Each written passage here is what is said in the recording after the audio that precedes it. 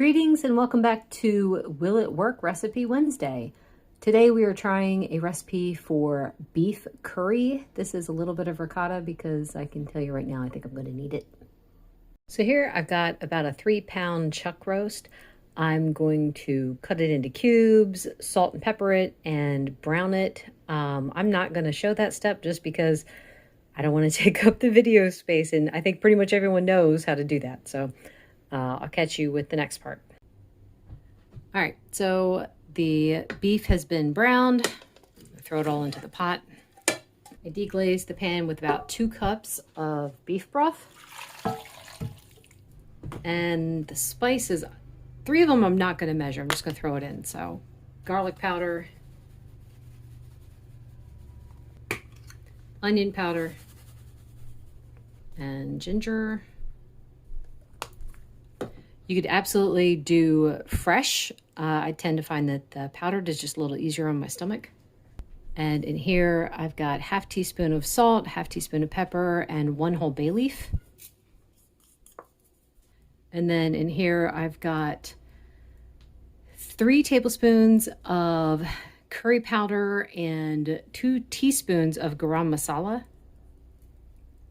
This is the curry powder that was recommended in the recipe.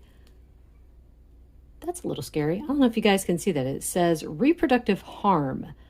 And the ingredients are all extremely simple, so I don't know what that means. I did look it up, but I couldn't find the list. I'm sure it's out there somewhere. I just didn't have enough time to do a lot of research, but whatever. So anyway,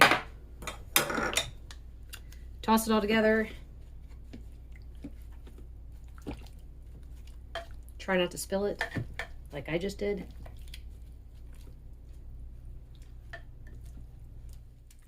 Original recipe called for like 4 cups of broth, and that was for 1.5 pounds, but in the crock pot I find you need less liquid.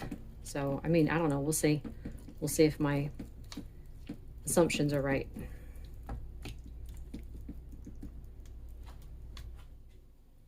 I'm going to turn this on high and let it cook covered for 4 hours. I'm going to first clean up my mess and then I'll put the cover on.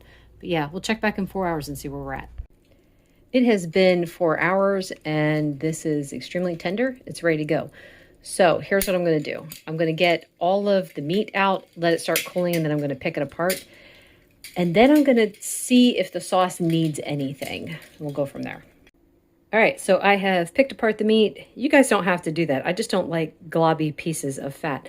I'm going to turn the heat on to about medium, let it heat through, and I'm actually going to add, this is not part of the recipe, but I'm going to add some heavy cream to this because this is a bit spicy. It's not super spicy, but it is a bit spicy. So let's see, the original recipe was from a website called Just One Cookbook. Yeah, this was a lot spicier than I thought it was going to be. I've had Japanese curry before, and the kind that I have usually comes out of a box. I didn't want to do that anymore. I want to try to make it as fresh as possible.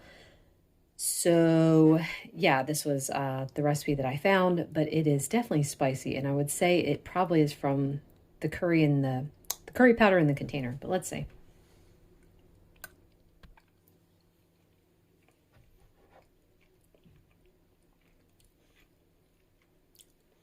That's very good. The ricotta definitely helps cool it down. You could use sour cream if you wanted to, but I think I prefer it with the ricotta. I'm just going to stir that in a little bit and have another bite. Or if it's not too spicy for you, go ahead and have it without. I added almost a cup, I would say, of heavy cream.